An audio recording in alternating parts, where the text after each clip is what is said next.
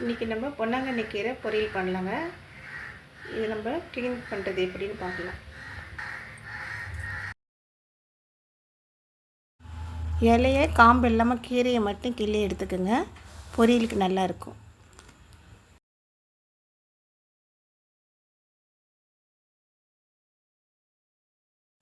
இந்த மாதிரி புதினாவை க்ளீன் பண்ணுற மாதிரி பண்ணிக்கோங்க, ஈஸியாக இருக்கும். கீரையை க்ளீன் பண்ணியாச்சுங்க. இப்போ நம்ம இந்த கீரையை கெமிக்கல் இருக்கும், அதனால் உப்பு தண்ணி போட்டு ஒரு 5 நிமிஷம் ஊற வச்சு மறுபடியும் நல்ல தண்ணியில் அலசி எடுத்துக்கலாங்க. அப்போ தான் நமக்கு கெமிக்கல் இல்லாமல் இருக்கும். இப்போ கடாயில் 2 டேபிள் ஸ்பூன் எண்ணெயை சேர்த்துக்கலாம். இப்போ எண்ணெய் சூடாகிடுச்சுங்க. 1/2 டீஸ்பூன் சீரகம் சேர்த்துடலாம்.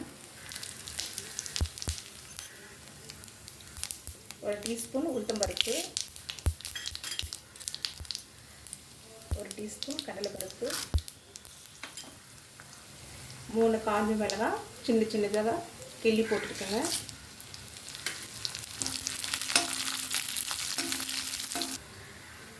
அஞ்சு பல்லு பூண்டு தட்டி போட்டுக்கோங்க.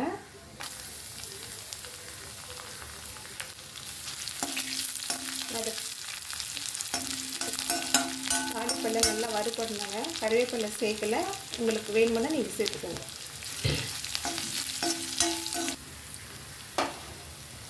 இப்போ தாளிப்பு வறுபட்டுடுச்சுங்க. இந்த கீரையை உப்பு தண்ணியில் போட்டு அலசிட்டு மறுபடியும் நல்ல தண்ணியில் அலசி க்ளீன் பண்ணி வச்சுருக்கோங்க. இப்போ நம்ம இந்த கீரையை சேர்த்துடலாங்க கடையில்.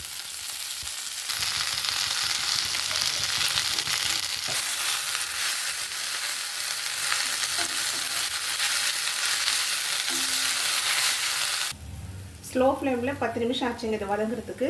இப்போ தேவையான அளவு உப்பு கடைசி தான் சேர்க்குறோம். கொஞ்சமாக சேர்த்துக்கலாம், ஏன்னா பொன்னாங்கண்ணி கீரையே உப்பு தன்மை இருக்கும்.